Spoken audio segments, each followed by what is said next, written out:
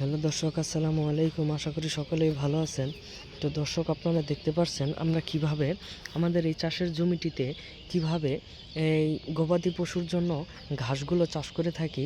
তো দর্শক, গবাদি পশুর জন্য এই ঘাসগুলো চাষ করা হয় শুধুমাত্র আমাদের অল্প পরিশ্রমের কারণে, যাতে আমরা খুবই অল্প পরিশ্রমের মধ্যে আমরা এই আমাদের হাতের নাগাল থেকেই আমরা গবাদি পশুর জন্য ঘাস খাওয়াতে পারি।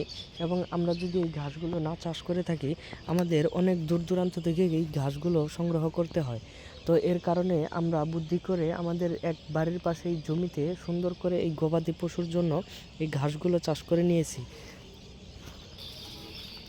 তো দর্শক, আপনারা দেখতেই পারছেন এই গবাদি পশুর জন্য এই ঘাসগুলো চাষ করে মোটামুটি ভালো ধরনের লাভবান হওয়া যায়। তো দর্শক, আপনারা দেখতেই পারছেন এই গবাদি পশুর জন্য এই ঘাসগুলো চাষ করে আপনারা ভালো ধরনের লাভবান হতে পারবেন। আপনারা যখন যখন আপনাদের গরুকে খাবার দিতে খাবার দিবেন, তার আগ মুহূর্তে আপনারা এই ঘাসগুলো সুন্দর করে আপনারা এইখান থেকে তুলে নিয়ে সুন্দর করে আপনারা গরুকে সরাসরি খাবার দিতে পারবেন।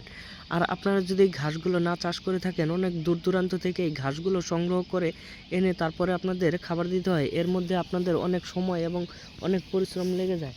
তো এর কারণে কিন্তু আপনাদের বাড়ির পাশে জমিতে যদি এই ধরনের ঘাসগুলো চাষ করে থাকেন, আপনারা ভালো ধরনের সুযোগ সুবিধা পেয়ে যাবেন। তো দর্শক, আমাদের ভিডিওটি ভালো লাগলে অবশ্যই চ্যানেলটি সাবস্ক্রাইব করে দেবেন এবং ভিডিওটিতে একটি লাইক করে দেবেন।